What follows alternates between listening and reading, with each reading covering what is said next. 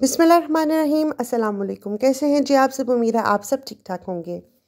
सर्दियों की शाम हो, साथ ही में गर्मा गर्म चाय हो और ब्रेड पकोड़ा मिल जाए, जो कि सिंपल पकोड़ा ना हो, चाइनीज़ ब्रेड पकोड़ा हो, तो क्या ही मज़ा आ जाएगा। इतनी कमाल की रेसिपी है, बहुत ईजी है, बहुत टेम्पटिंग है और इंशाल्लाह आपके सब घर वालों को बहुत ज़्यादा पसंद आने वाली है। तो आए इसको स्टार्ट करते हैं। बिस्मिल्लाहिर्रहमानिर्रहीम। सबसे पहले हमने एक बाउल ले लेना है। उसके अंदर मैंने एक बड़े साइज़ का आलू ग्रेट कर लिया था, कद्दूकश कर लिया था। उसके बाद आधा कप मैंने बंद गोभी काट ली थी बारीक बारीक। साथ ही में आधा कप मैंने गाजरों को भी कद्दूकश कर लिया था।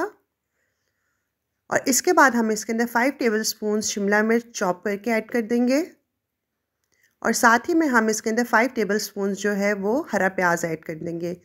क्योंकि सर्दियों का मौसम है, हरा प्याज आया हुआ है, तो आप इसको जितना हो सके यूज़ करें। इसके बाद हम इसके अंदर धनिया ऐड कर देंगे। 1 टेबलस्पून मैं इसके अंदर सूखा धनिया साबुत ऐड कर रही हूँ, आप इसको हाथों से मसल लीजिएगा।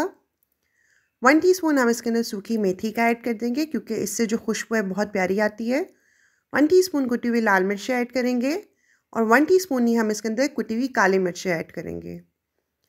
नमक हम हस्बे जायका ऐड करेंगे। उसके बाद हम इसके अंदर 2 टेबलस्पून जो हैं वो सोया सॉस के ऐड कर देंगे और 2 टेबलस्पून ही हम इसके अंदर चिली सॉस के ऐड कर देंगे। ये हम इसलिए ऐड करेंगे क्योंकि हम चाइनीज़ पकौड़े बना रहे हैं, तो चाइनीज़ में हमेशा सॉसेस यूज़ होती हैं। तो जी अब हम इसके अंदर 1.5 कप के करीब जो है वो बेसन ऐड कर देंगे और हम इसको अच्छे से मिक्स कर लेंगे।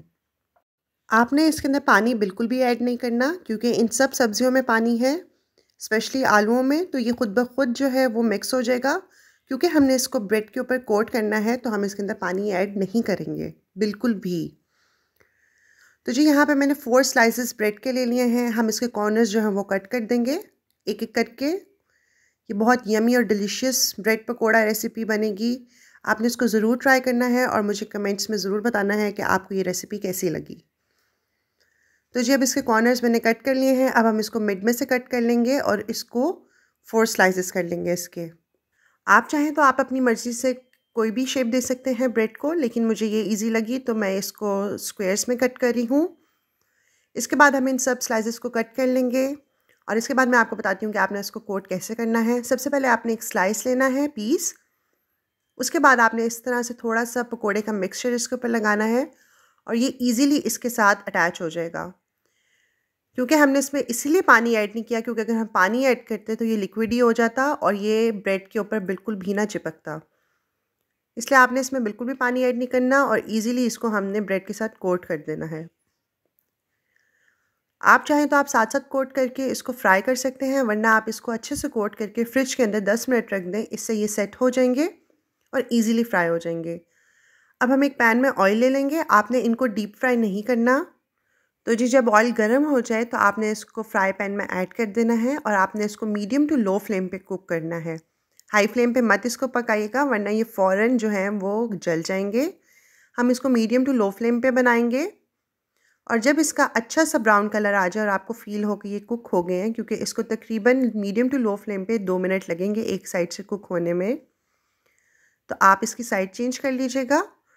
और जैसे जैसे पकते जाएं आप इसको साइड पे करते जाएं और आप नेक्स्ट अपने जो है ब्रेड के स्लाइसेस वो ऐड करते जाएं।